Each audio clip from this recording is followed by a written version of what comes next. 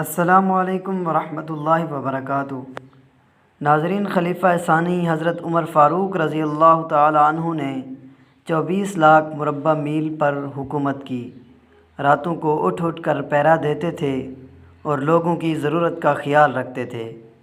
کہتے تھے اگر فرات کے کنارے ایک کتا بھی پیاسا مر گیا تو کل قیامت کے دن عمر رضی اللہ عنہ سے اس بارے میں پوچھ ہوگی۔ ایک دفعہ آپ رضی اللہ عنہ دربار کا وقت ختم ہونے کے بعد گھر آئے اور کسی کام میں لگ گئے۔ اتنے میں ایک شخص آیا اور کہنے لگا، امیر المؤمنین، آپ فلاں شخص سے میرا حق دلوا دیجئے۔ آپ کو بہت غصہ آیا اور اس شخص کو ایک درہ پیٹھ پر مارا اور کہا، جب میں دربار لگاتا ہوں تو اس وقت تم اپنے معاملات لے کر آتے نہیں، اور جب میں گھر کے کام کاج میں مصروف ہوتا ہوں تو تم اپنی ضرورتوں کو لے کر آ جاتے ہو۔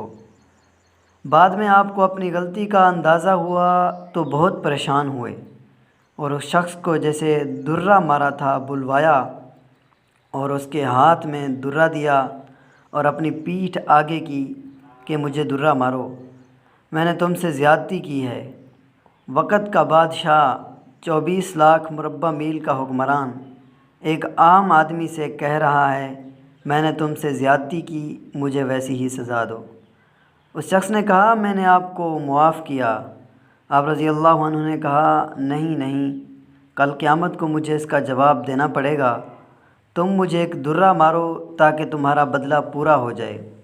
آپ رضی اللہ تعالی عنہ روتے جاتے تھے اور فرماتے، اے عمر، تو کافر تھا، ظالم تھا، بکریاں چراتا تھا، خدا نے تجھے اسلام کی دولت سے مالا مال کیا اور تجھے مسلمانوں کا خلیفہ بنایا، کیا تو اپنے رب کے احسانوں کو بھول گیا؟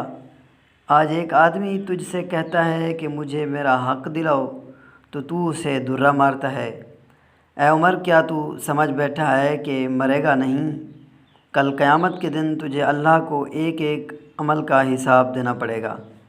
حضرت عمر فاروق رضی اللہ تعالیٰ عنہ اسی بات کو دہراتے رہتے اور بڑی دیر روتے رہے۔ اللہ تعالیٰ ہمیں سمجھنے اور عمل کرنے کی توفیق نصیب فرمائے۔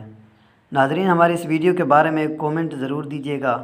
ہاں، اگر آپ ہمارے چینل پہ پہلی مرتبہ آئے ہیں تو چینل کو بھی لازمی سبسکرائب کر دیجیے گا۔ والسلام۔